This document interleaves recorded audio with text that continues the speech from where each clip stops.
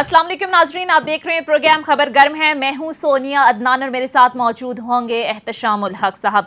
नाजरीन, पिछले कुछ अरसे से हम देख रहे हैं कि सियासी अदम इस्तेहकाम और मुआशी गैर यकीनी में मुसलसल इजाफा हो रहा है और हम देख रहे हैं कि हुकूमत की मुश्किलात कम होने के बजाय हम देख रहे हैं कि बढ़ती जा रही हैं और सख्त शराइत के बावजूद IMF की जानिब से सख्त मुआशी फैसले करने के बावजूद भी IMF का डू मोर का मुतालबा जो है वो सामने आ रहा है। वजीर ख़जाना मिफ्ता इस्माइल साहब हैं कि IMF प्रोग्राम की बहाली के लिए तारीख पे तारीख दे रहे हैं, जिसकी वजह से मार्केट्स में भी गैर यकीनी की सूरत हाल पैदा हो गई है और डॉलर है कि तारीख की बुलंद तरीन सतह पर पहुंच गया है। आज डॉलर 211 की बुलंद तरीन सतह पर आ गया है। इस सारी सूरत हाल के अंदर हम देख रहे हैं कि इमरान खान साहब भी मुसलसल दबाव बढ़ा रहे हैं, मुसलसल बयानियां बना रहे हैं। एक तो महंगाई को लेकर बयानियां बनाया जा रहा है और साथ साथ ये भी बयानियां बनाया जा रहे हैं इमरान खान साहब की जानिब से कि नून लीग और इत्तेहादी हुकूमत ने अपने खिलाफ केसेस खत्म करने के लिए हुकूमत बनाई। और खुर्रम दस्तगीर साहब का हालिया एक इंटरव्यू में जो बयान दिया गया उसका बार बार इमरान खान साहब हवाला दे रहे हैं। आज भी उन्होंने जब प्रेस कॉन्फ्रेंस की तो उन्होंने कहा कि ये लोग अपने केसेस खत्म कराने के लिए आए हैं और ये साबित हो गया है खुर्रम दस्तगीर साहब के बयान से कि इन्होंने NRO मांगने की कोशिश की और मैंने नहीं दिया तो फिर ये सब लोग मेरे खिलाफ इकट्ठे हो गए। इसके साथ साथ नाज़रीन, नैब तरमीमी बिल को लेकर भी NRO 2 की हम देख रहे हैं कि मुसलसल जो गूंज है वो सुनाई दे रही है। मुल्की सियासत में इमरान खान साहब मुसलसल ये कह रहे हैं कि हम इसके खिलाफ मुज़ाहमत करेंगे, किसी सूरत नैब तरमीमी बिल पर खामोश नहीं बैठेंगे। और साथ साथ उन्होंने कहा है, आज भी बात की कि सुप्रीम कोर्ट इस पर नोटिस ले और ये कहा कि आज ही हम इस जो तरमीम है 1-2 दिन के अंदर इसे चैलेंज करेंगे सुप्रीम कोर्ट के अंदर। अब सवाल ये है कि एक तरफ मुआशी बदहाली है और दूसरी तरफ जो तमाम के तमाम पॉलिटिकल पार्टीज हैं उनके जो सियासी इख्तलाफात हैं ये मुल्क को किस तरफ लेकर जाएंगे। प्रोग्राम के पहले हिस्से में सारी सूरत हाल पर तफसील से हम बात करेंगे।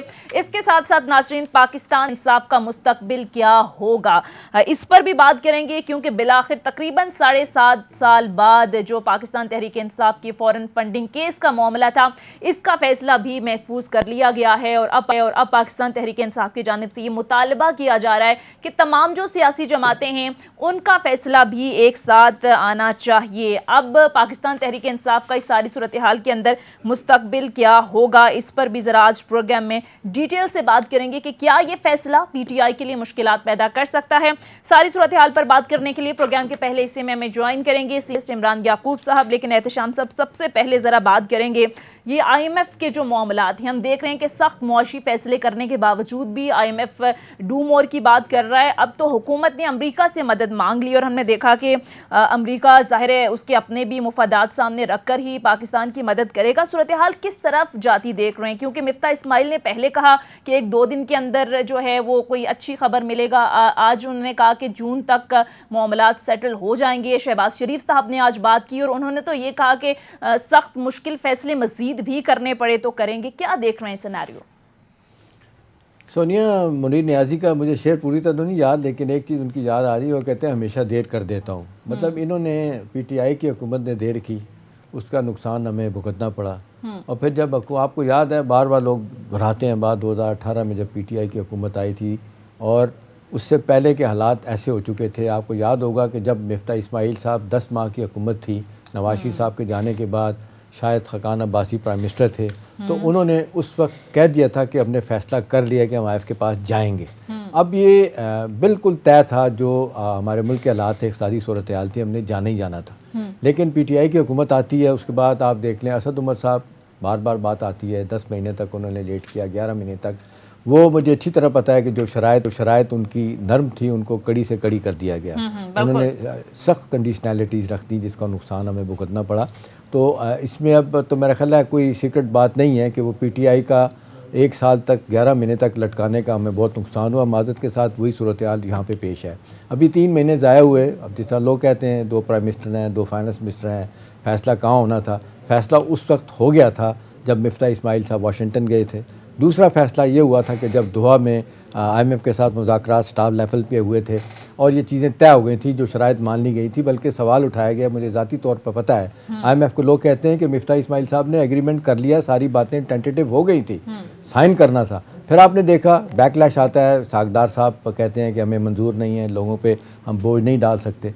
लेकिन 2 चीज़ें जो आज पहली दफ़ा हुकूमत ने भी मानी है, जो सबको पता है, वो भी खबर की बात नहीं है कि आईएमएफ का सोनिया पेट्रोलियम प्राइसेस से कोई तल्लुक नहीं। जो कहते हैं जी उनके कहने में बढ़ाई जाती हैं, ये हमेशा से पाकिस्तान में एक फार्मूला बनाया गया है कि जब इंटरनेशनल प्राइसेस बढ़ेंगी तो पाकिस्तान में भी प्राइसेस बढ़ेंगी और 2 हफ्तों के बाद रिव्यू होता है। लिहाजा इसको ये कहना है कि जी आईएमएफ ये कह रहा है कि जी आप लोग कह रहे हैं जी 250 रुपये तक लेके जाएंगे डॉलर को, इसमें कोई सदाकत नहीं। अब सवाल यह है कि जी इस वक्त इतनी देर क्यों कर दी गई? इसलिए कि कर दी गई कि हुकूमत अब तो कह रही है हम बोल्ड फैसले कर रहे हैं, मुश्किल फैसले कर रहे हैं, लेकिन काश ये भी इमरान खान साहब की तरह वक्त ज़ाया ना करते और फौरी तौर पे कर देते तो इसका नुकसान ना होता। इमरान खान साहब ने जो जाती की है, जाते जाते पॉलिटिकल माइलेज दी, वो 50 रुपये और तेल अपने सस्ता किया और बिजली सस्ती की, उसका बड़ा नुकसान हुआ। वो ना करते तो शायद इनकी मुश्किलात इतनी ज़्यादा ना होती। अब असल सवाल यह है कि जी आईएमएफ अब भी नहीं मान रहा। अब वो नहीं मान रहा, वो कहते जी आपने जो हमारे साथ शराइत तय की थी आप पूरी नहीं कर रहे। अभी बजट आ गया, बजट के ऊपर भी उनके एतराज़ात हैं। वो ये सीधा सीधा कह रहे हैं कि जी 9.5 यानी 9.5 ट्रिलियन रुपीज़ का हमारा बजट है, 7 ट्रिलियन रुपीज़ हमने रेवेन्यू की मद में रखे हैं। वो कहते हैं कि जी आपने एग्जेजेटेड रखा है, आप ये 7 ट्रिलियन नहीं हासिल कर सकते रेवेन्यू। वो साथ साथ ये भी कह रहे हैं कि जी आप अंडर एस्टिमेट कर रहे हैं बहुत सारी चीज़ों को, एक्सपेंडिचर आपका बहुत ज़्यादा है, उसको आप कम करें। हुकूमत नहीं कर रही। अब इवेंचुअली हुकूमत ने इन्वॉल्व किया है अमेरिकन को। अमेरिकन की इतलात आ रही है को हमें मदद करना चाहते हैं, लेकिन इफ्स एंड बट्स के साथ हो रहा है। एक एक दिन जो गुजर रहा है हम पे भारी पड़ रहा है, क्योंकि अब दो मार्केट में जो इस वक्त सेंटिमेंट्स हैं कि जी डॉलर आपके पास नहीं है। हमेशा ये होता है सोनिया के सेंट्रल बैंक में अगर डॉलर कम होते हैं तो मार्केट में जो ना बढ़ना शुरू कर देता है। इसमें और जो ज़्यादा परेशान कुन बात है जो पाकिस्तान की तारीख में पहले नहीं हुई थी कि इंटर बैंक में रेट बढ़ रहा है, यानी हुकूमत बढ़ा रही है रेट। उसके बाद मार्केट का आज भी आप देख लें 213 रुपये है, मार्केट में कहा जा रहा है कि आज 216 215 तक भी डॉलर नहीं मिल रहा। तो मेरा ख्याल है कि यहाँ पे भी हुकूमत देर कर रही है, फैसले जल्दी करने चाहिए जो और फिर ये सब लोगों को पता है, बड़ा वाज़े तौर पे इनको पता है कि अगर आईएमएफ ने हमें $1 बिलियन नहीं दिया, सोनिया अगले साल हमने एग्जैक्ट $23 बिलियन हमने कर्जों की मद में और दूसरी मदों में हमने पैसा वापस करना है। आईएमएफ नहीं देगा, वो दीगर इदारे भी नहीं देंगे। तो ये हमारे लिए मुश्किल फैसला है। मुश्किलात देखना यही कि हुकूमत इसको कैसे काबू करेगी। इमरान याकूब साहब, तमाम तर सूरत-ए-हाल मुआशी हवाले से आपके सामने है, डॉलर काबू में नहीं आ रहा, फिर आगे चलकर बैलेंस ऑफ पेमेंट का भी बड़ा शदीद एक बहरान है। लेकिन अब ज़ाहिर है गवर्नमेंट बात कर रही है कि ये तमाम तर हालात जो हैं हमें विरसे में मिले हैं। आज भी शहबाज शरीफ साहब ने बात की और कहा कि पीटीआई ने जाते जाते पेट्रोलियम मसनूआत की कीमतें कम की और नई हुकूमत के लिए जाल बिछा दिया। लेकिन फिर सवाल अगेन सर यही पैदा होता है कि फिर हुकूमत में आने की इतनी जल्दी क्या थी? फिर इमरान खान साहब जो बात कर रहे हैं खुर्रम दस्तगीर साहब के बयान का हवाला देकर कि ये आए इस वजह से थे कि अपने केसेस ख़त्म कर दिए जाएं, तो सर आपको लगता है कि कहीं ना कहीं वजन पैदा होता है फिर उनके बयानिए में? बिस्मिल्लाहिर्रहमानिर्रहीम। सोनिया इत्तेशाम साहब ने जो माशी सूरत हाल है ना उस पर बड़ी सेरा से गुफ्तगू की है। बहुत सारी चीज़ें हैं जो उन्होंने इसमें पूरी तरह से बयान कर दी है। मामला सिर्फ अगर इसका सियासी पहलू देखें तो दो तरह से आप देख सकते हैं। एक ये कि साबिक वज़ीर-ए-आज़म इमरान खान साहब क्या कह रहे हैं, और दूसरा ये कि हुकूमत जो है मौजूदा हुकूमत, वज़ीर-ए-आज़म शहबाज शरीफ हों या फिर खुर्रम दस्तगीर हों, उनका मौक़िफ़ क्या है, मिफ्ताह इस्माइल साहब का मौक़िफ़ क्या है। बड़ी सादा सी बात है। पहले इसको डिस्कस कर लेते हैं कि वज़ीर-ए-आज़म शहबाज शरीफ साहब जो बात कर रहे हैं असल में वो क्या, उसका मतमे नज़र उनका क्या है। वज़ीर-ए-आज़म शहबाज शरीफ जो हैं, देखें उनको अगर आप माजी से जो लोग उन्हें जानते हैं, वो एक डूअर हैं, वो काम करने वाले हैं, वो एक अच्छे एडमिनिस्ट्रेटर हैं और वो मुल्क के लिए दर्द दिल भी रखते हैं।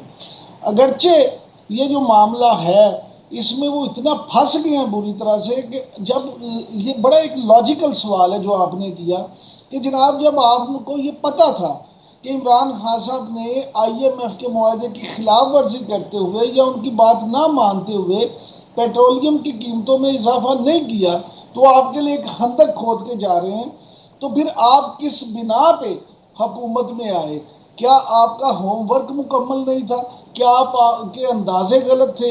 क्या आपको कोई यकीन दहानी कराई गई थी जो पूरी नहीं की गई? इस तरह की बातें। लेकिन एक बात बड़ी वाज़ेह है कि शहबाज शरीफ साहब जो हैं वो और उनकी टीम वो ये समझते हैं, उनको मैं समझता हूँ कि थोड़ा सा ओवर कॉन्फिडेंस जो है वो मार दे गया। वो ये कि उनका ख्याल था कि जब हम आएंगे संभालेंगे तो IMF के पास जाएंगे, IMF से कहेंगे कि जनाब उन्होंने गलत किया था लेकिन हम कमिटमेंट पूरी करेंगे, और IMF हमारी बात मानते हुए हमें फंड भी दे देगा, हमारे मामला भी ठीक हो जाएंगे, अगला मुआहदा भी हो जाएगा और IMF के बाद UAE हो, सऊदी अरब हो, मलेशिया हो, चीन हो, सब हमें पैसे दे देंगे और मामला ठीक हो जाएगा। लेकिन ये ऐसा हुआ नहीं। IMF ने आपको लाल झंडी दिखा दी। जब वो लाल झंडी दिखाई तो उसकी वजह से आपके दोस्त ममालिक भी आपको पैसे देने से रुक गए। तो मामला ये है कि खर्चा तो होगा। आज पाकिस्तान के बहुत बड़े बिजनेसमैन, मैं उनके पास बैठा था, उनसे गुफ्तगू हो रही थी, तो वो मुझे ये कह रहे थे कि बात ये है कि हमारी, तो वो ये एडिबल ऑयल का काम करते हैं, पाकिस्तान का बहुत मशहूर ब्रांड है जिसके वो मालिक हैं। उन्होंने मुझे कहा कि बात ये है कि हमारी इंडस्ट्री जो है, हमारी इंपोर्ट रोज़ाना की बुनियाद पे हमारे 3-4 LCs खुलनी होती हैं। अब आप ये देखें, स्टेट बैंक ने जो कहा कि जी आप अगर $1 लाख भी करना है आपने, तो पहले पेशगी इजाजत लेनी है। वो कहते हैं हमारी एक LC जो होती है वो कम से कम 5, 6, 7 चीज़ें हुई हैं। एक चीज़ बड़ी अच्छी आपने पॉइंट आउट की है कि जी जिस तरीके से कहा जाता है कि जी होमवर्क नहीं था, शायद इनका भी होमवर्क नहीं था जिस तरह PTI का ही नहीं था। और मुझे तो ज़्यादा आता है कि उन्होंने इमरान खान साहब ने तो इस तरह लार्जर देन लाइफ पेंट किया था असद उमर को कि जी आएंगे तो पता नहीं क्या कर देंगे, लेकिन जिस तरह उनका फेलियर हुआ सबको पता है। अब दो चीज़ें हैं जिस पर मैं चाहूँगा आप तफसील करें। एक तो ये है बड़ा सीधा सीधा सवाल कि जी ये जो अब खुर्रम दस्तगीर साहब ने बयान दे दिया, ये जो होमवर्क की तो छोड़े ना वो नहीं था उनका ये कहना। पहले तो हम सुनते ही थे, खबरें थी, आपको भी मुझसे ज़्यादा पता है, सियासी तौर पे आप ज़बरदस्त कॉलम भी लिखते हैं रेगुलर बुनियादों पे अपना, कि जी वो खबर आई थी कि जी एक किसी अहम फौजी शख्सियत ने मुलाकात की थी नवाज शरीफ साहब से, उनको कहा था कि भाई जी PTI की हुकूमत को हटाते हैं, वक्त से पहले इलेक्शन करवाएं। तो वो कभी भी नहीं मानते थे कि जी ये हुकूमत रहे, वो कहते थे इलेक्शन होने चाहिए। वो मान गए। अब खुर्रम दस्तगीर साहब ने कन्फर्म कर दिया कि जी जल्दी हमें ये थी कि हम पे केसेस होने थे और फिर हमें बताया गया था कि जी ये शख्स 15 साल तक बैठा रहेगा, आपकी छुट्टी हो जाएगी। इस जल्दबाजी में हमने काम किया। तो आपके भी बड़े सोर्सेज हैं वहाँ लाहौर में, आप बैठे हैं, तो आपको क्या लगता है कि ये क्या जल्दबाजी में ये करना भी भूल गए थे कि सियासी तौर पे बड़े तेज़ लोग हैं PMLN वाले, कम ही मिस कैलकुलेट करके खेल रहे होते हैं। इनसे कहाँ गलती हुई कि दोनों फ्रंट पे नुकसान इनको हो गया? एहतशाम साहब बड़ा शुक्रिया। और सबसे पहले तो मैं ज़ाती तौर पर आप जैसे लोगों से सीखता हूँ हमेशा। मैं तो तालिब इल्म अपने आप को समझता हूँ सहाफ़त का। गुजारिश ये है कि जो आपने बात की ना खुर्रम दस्तगीर साहब के हवाले से, बड़ी वाज़ेह सी बात है। जिस तरह से PTI उनके बयान को ले रही है, अगर आपने वो क्लिप देखा हो, वो प्रोग्राम देखा हो जो तलत हुसैन साहब से गुफ्तगू करते हुए उन्होंने कहा, उन्होंने ये बात इस तरह से नहीं की। ये खैर वो खुद उसकी जो भी है तरदीद करें या तस्दीक करें, लेकिन जो मैं समझा हूँ बतौर फॉर ऑफ पॉलिटिक्स, वो ये कहना चाह रहे हैं कि जनाब अगर वो रहते तो उन्होंने ये प्लान कर लिया था हमें फंसाने का, हम पे केसेस भी बनाए जाते और हमें 100 जजेस जो नैब कोर्ट्स के निकालना चाहते थे वो हमारे लिए निकाल रहे थे। यानी उन्होंने कहीं भी उस इंटरव्यू में ये नहीं कहा कि हम अपने जो मौजूदा केसेस हैं वो ख़त्म करवाने के लिए आए हैं। उन्होंने कहा नहीं, जो हम पे हमें फंसाया जाता। बहरहाल जो भी है, यानी इमरान याकूब साहब ये कह रहे हैं कि असल वजह क्या थी। मुस्लिम लीग नून ने ये बताई है कि इमरान खान का आगे प्लान क्या था और PMLN के साथ क्या होने वाला था, ये बेसिकली उन्होंने प्लान शेयर किए। हाँ, खुर्रम दस्तगीर ने ये बताया। अब असल इशू ये है कि अगर उन्होंने ये भी बताया तो फिर वो एहतशाम साहब की बात ठीक लगती है बादियुल नज़र में कि इसका मतलब है कि आपको किसी ने तो उनका प्लान बताया, क्योंकि उसी इंटरव्यू में उन्होंने ये भी कहा कि मैं ये बात बड़ी सही मालूमात की बिना पे कर रहा हूँ। जब तलत साहब ने उनसे पूछा कि ये आपकी मालूमात हैं या आप तज़िया कर रहे हैं, तो उन्होंने कहा नहीं, मैं अपनी बहुत सही मालूमात की बिना पे ये बात कह रहा हूँ। इसका मतलब ये है कि उन लोगों को ये बताया गया।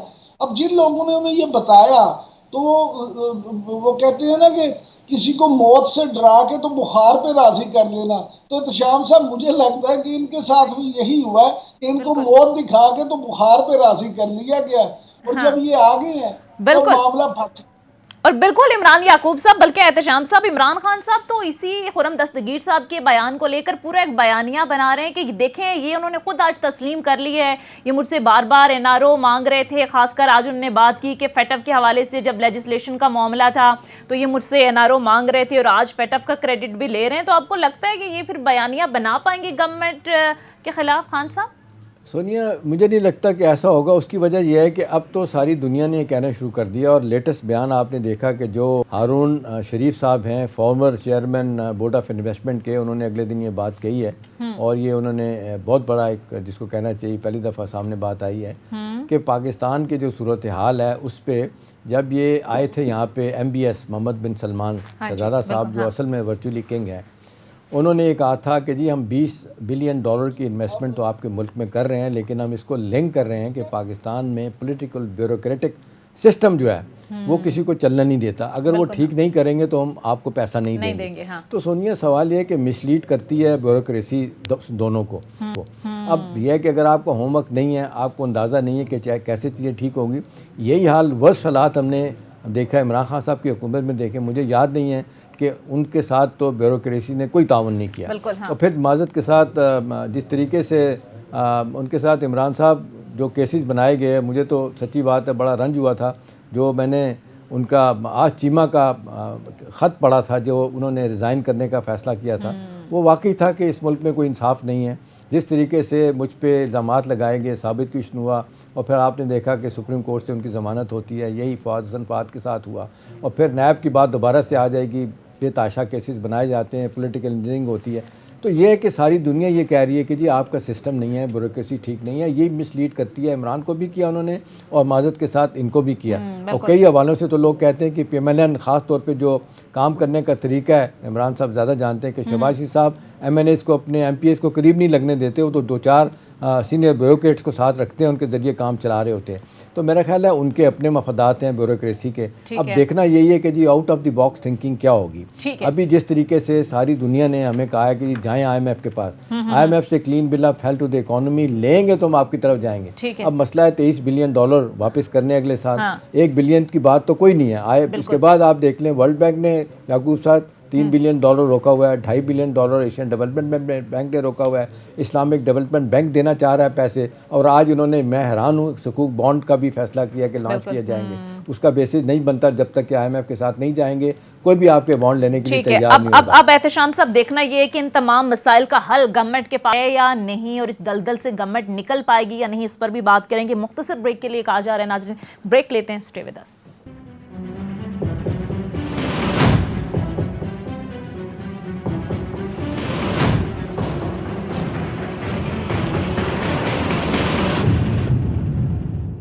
ब्रेक के बाद खुश आमदीद नाज़रीन। अब जरा बात कर लेते हैं नैब तरमीमी बिल को लेकर। हम देख रहे हैं कि NRO 2 की हर तरफ गूंज है, खासकर पाकिस्तान तहरीक इंसाफ इस पर बहुत ज़्यादा बात कर रही है कि ये जो नैब तरमीमी बिल है, इस पर जो मौजूदा हुकूमत है इसे NRO दिया गया है। और इमरान याकूब साहब, कैसे देखते हैं आप? तहरीक इंसाफ तो कह रही है कि हम इसके खिलाफ मुज़ाहमत करेंगे। उन्होंने कहा कि हम खामोश नहीं बैठेंगे। आज भी इमरान खान साहब ने बात की, उन्होंने कहा कि हम इसको सुप्रीम कोर्ट में चैलेंज करेंगे। कोई फ़ायदा होगा ही नहीं अगर सुप्रीम कोर्ट में ये चैलेंज भी करते हैं तो? सोनिया, देखिए बात यह है कि वो जरूर चैलेंज करें, उन्हें चैलेंज करना भी चाहिए। अपोजिशन का तो बुनियादी तौर पे काम ही ये होता है हमारे यहाँ, खास तौर पे थर्ड वर्ल्ड कंट्रीज में, कि हुकूमत जो भी काम करे उसको चैलेंज किया जाए। लेकिन वो चैलेंज करने से पहले क्या ये बताना पसंद करेंगे या मुनासिब फरमाएंगे कि इसमें से 80 से 85% तो तरामीम वो हैं जो उन्होंने भी पेश की थी, यानी जो उनका मुसव्वदा था, जो वो करना चाहते थे। अगर 80% या 85% वही है, तो बाकी 15% पे अगर कोई इतराज है तो फिर ये भी बता दें कि वो जो इतनी खराब है तो आप ये 80 से 85% क्यों कर रहे थे। दूसरा, कल ही एक टीवी इंटरव्यू में उनके जो बड़े खास हैं, बड़े प्यारे हैं आजकल, मोना सिलाई साहब, वो फरमा रहे थे कि ये तो बड़ी अच्छी बात है, ये तो बड़ी अच्छी है, ये तरमीम होनी चाहिए। मामला ये है कि क्या वो और उनके इत्तेहादी खुद एक बात पे मुत्तफिक हैं? लिहाजा ये भी बड़ा अहम सवाल है। साबिक वज़ीर आज़म इमरान खान साहब जो अगर समझते हैं वाकई कि कुछ तरमीम नहीं होनी चाहिए, या अगर वो ये समझते हैं कि इसके जरिए से नैब का जो जहर है वो निकाला जा रहा है, तो फिर उन्हें ये भी देखना होगा कि नैब ने जो लोगों के साथ ज्यादतियां की हैं, या जो जिस तरह से कवानीन का गलत इस्तेमाल किया गया, दुनिया में कहीं ऐसा होता है? ये सारी चीजें जरूर ज़हन में रखनी चाहिए। ठीक है। और दूसरा इमरान साहब इसमें एक और कैच भी है बड़ा मज़ेदार।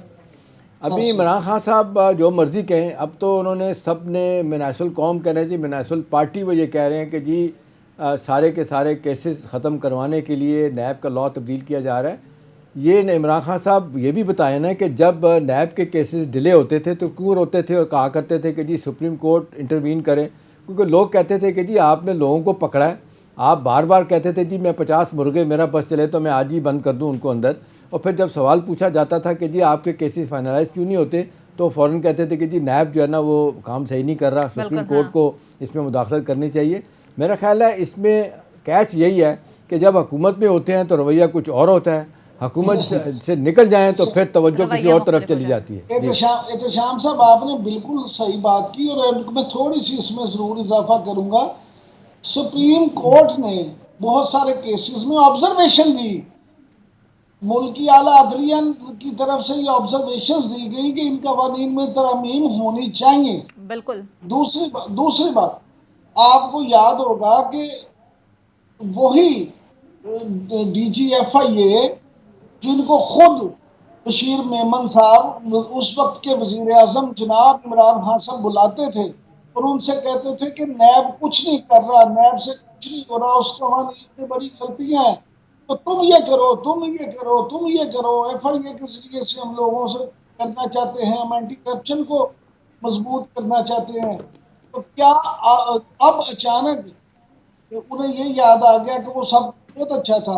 वैसे तो बशीर मेमन साहब के भी बहुत खिलाफ हो चुके हैं, लेकिन मामला वही है जो एहतशाम साहब फरमा रहे थे कि हुकूमत में रहते हुए हमारे यहाँ सियासतदानों की सोच कुछ और होती है, और जैसे ही वो अपोजिशन में जाते हैं उनकी सोच उससे यकसर तब्दील हो जाती है। सही, ठीक है। लेकिन एहतशाम साहब ये जिस तरह से इमरान याकूब साहब बात कर रहे हैं कि 80 से 85% तरमीम तो वही है जो PTI खुद करना चाह रही थी। अब जाहिर है सदर मुमलिकत ने समरी बगैर दस्तखत भिजवा दी, लेकिन फिर भी जाहिर है इसे कानून बना दिया गया जो आज से लागू होगा। तो सर बेहतर नहीं था कि शामिल कर लिया जाता पाकिस्तान तहरीक इंसाफ को भी इन तरमीम के अंदर? देखो वो गए नहीं, वो तो कह रहे थे आप देखना, लोगों ने तो सवाल सोनिया ये उठाया ना कि अगर आप पार्लियामेंट में होते, आपने इस्तीफे दे दिए, अगरचे तो मंजूर नहीं हुए तो ये आसानी के साथ नहीं होना चाहिए था।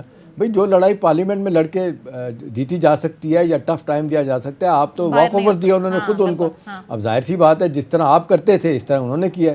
आपने देखा बल्कि अगर कई वक्तों में तो कई वक्त ऐसा भी आया कि जब आपने देखा कि पार्लियामेंट में उनके बंदे कम हुए तो आपने धड़ाधड़ लेके तो मंजूर करवाए, बिल फायदा उठाए और अनअनाउंस आपने इस तरह की बातें की। तो ये तो वो लड़ाई है शेर और आईना की जो कभी खत्म नहीं होगी, ओपोजिशन गवर्नमेंट में हो रही है। सवाल यह है कि वक्त बड़ा बेरहम होता है, वो किसी को मौका नहीं देता। सवाल यह है कि जी जो गलतियां आप दोहराते हैं उन गवर्नमेंट में रह के होना ही चाहिए कि ओपोजिशन में बैठ के सीखें, लेकिन ओपोजिशन में बैठ के क्या होता है वो सारा दिन आप देख लें, सारा दिन कोस रहे होते हैं PTI को भी, अपना पीपल्स पार्टी और PMLN को ख़ास तौर पे। मेरा ख्याल है बेहतरीन तरीका ये है कि नैब की इमरान साहब मुझे तो बात समझ आती है कि जिस तरह लोगों का इस पे एतमाद उठ गया है, इनको एक कोई अलग सिस्टम देखना होगा। जब आपके पास आपकी नॉर्मल अदालतें हैं, आपके पास FIA है, आप इसको क्यों रख रहे हैं? अब तो सामने आ रही है जितने लोग इससे तंग हुए हैं और सभी देख लें, इमरान खान भी इस पे गिला करते हैं, ओपोजिशन भी करती है, तो जो तरामीम आ रही हैं तो आप उनको एक्सेप्ट करें। हाँ, वो तरामीम जिसमें डायरेक्टली फ़ायदा उठाने की कोशिश कर रहा है कि केसी से बरी हो जाए, जो इल्ज़ाम लगाते हैं। आज प्रेस कॉन्फ्रेंस इमरान खान साहब ने की है, वो ये कह रहे हैं कि जी केसेस सारे ख़त्म कराने के लिए इन्होंने तब्दीलियाँ लेके आ रही। तो आप वहाँ पे टफ टाइम देते, बैठे बात करते। ये प्रेस कॉन्फ्रेंस पार्लियामेंट से बाहर कोई फायदा नहीं देगी। ठीक है, आप ये कह रहे हैं कि अपने अपने सियासी मफादात के लिए जब बने उसे इस्तेमाल किया जाता है, और फिर खाकान अब्बासी साहब का सर मशवरा दुरुस्त है ना कि इस इदारे को ही ख़त्म कर दें। बहरहाल मुख्तसर ब्रेक के लिए कहा जा रहा है, नाज़रीन ब्रेक लेते हैं, ब्रेक के बाद वापस आएंगे, कुछ मजीद इशूज़ पर भी बात करेंगे। Stay with us.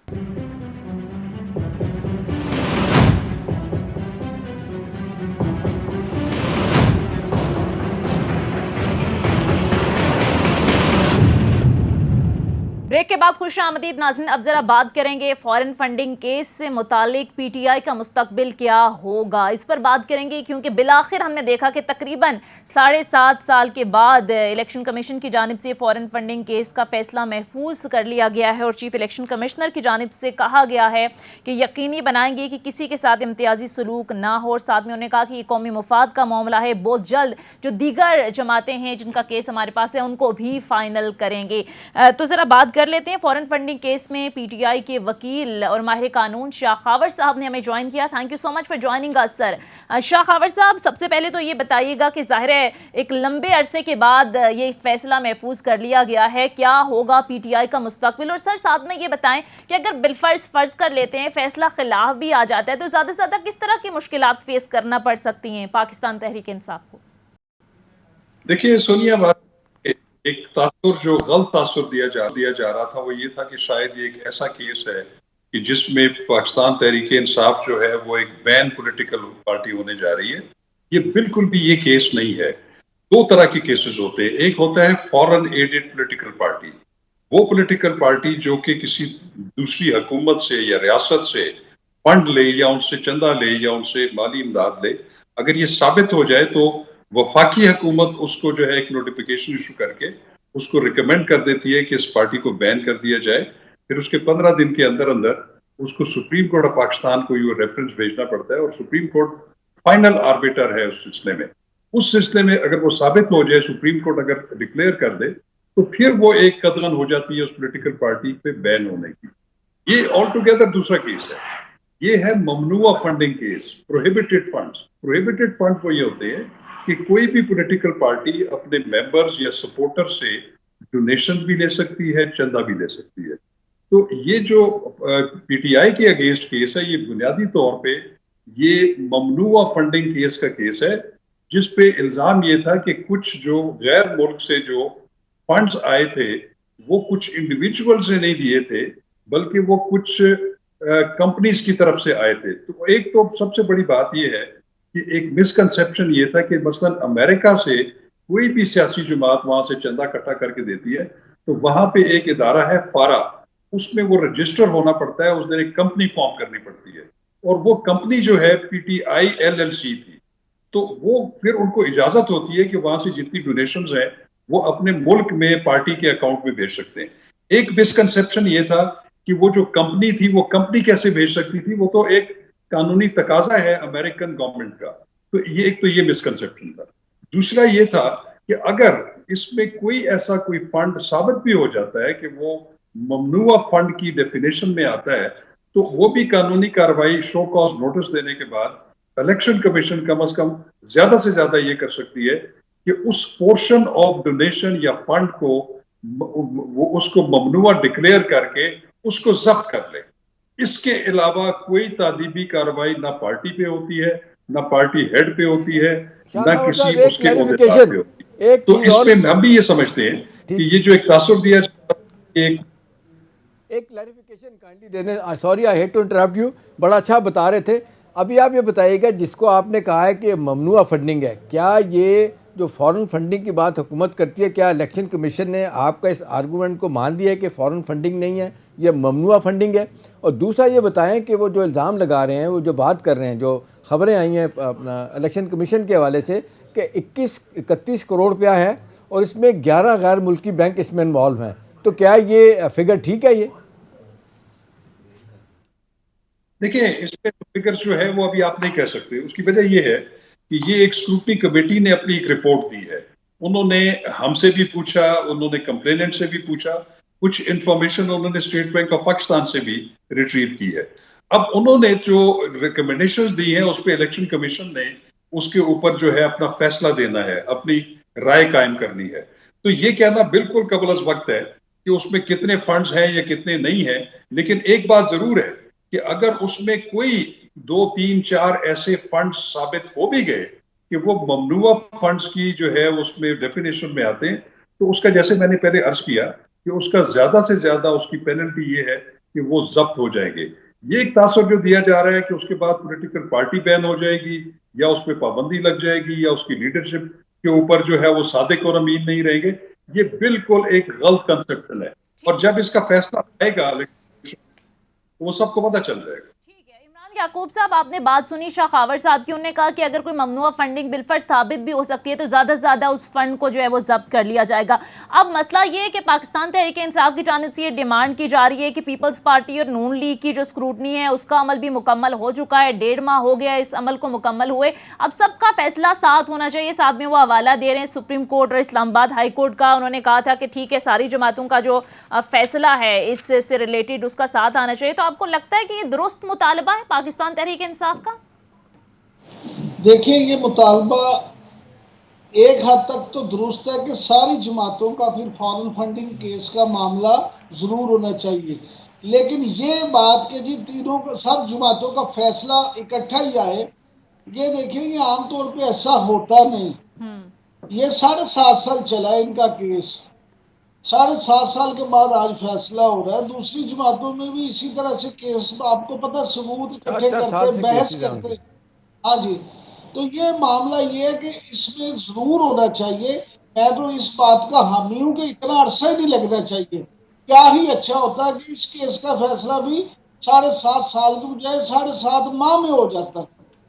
लेकिन शाह खावर साहब क्योंकि खुद माशाल्लाह बड़े एक बहुत बड़े कानूनी माहिर हैं, ये ज्यादा बता सकते हैं कि इतनी देर क्यों होती है और क्या मामला है। लेकिन बास केसेस में हमने देखा कि वकला हजरात खुद डिलेइंग टैक्टिक्स इस्तेमाल करते हुए इलेक्शन कमीशन को इस तासुर को भी दूर करना चाहिए कि जी 4 साल से जो बाकी सियासी जमातों पे मुकदमे चल रहे हैं उनका फैसला क्यों नहीं हो रहा, एक। और दूसरा ये कि ये जो पार्टिजनशिप का इल्जाम लगता है उन पे, इस तासुर को भी जायल करना होगा। बेल प्रोग्राम का वक्त खत्म हो चुका है। बहुत बड़ा माहिर कानून शाह खावर साहब, सीनियर एनालिस्ट इमरान याकूब साहब प्रोग्राम में हमारे साथ मौजूद है। नाज़रीन, फीडबैक जरूर दीजिएगा। अगले प्रोग्राम तक इजाजत दीजिए। खुदा हाफिज।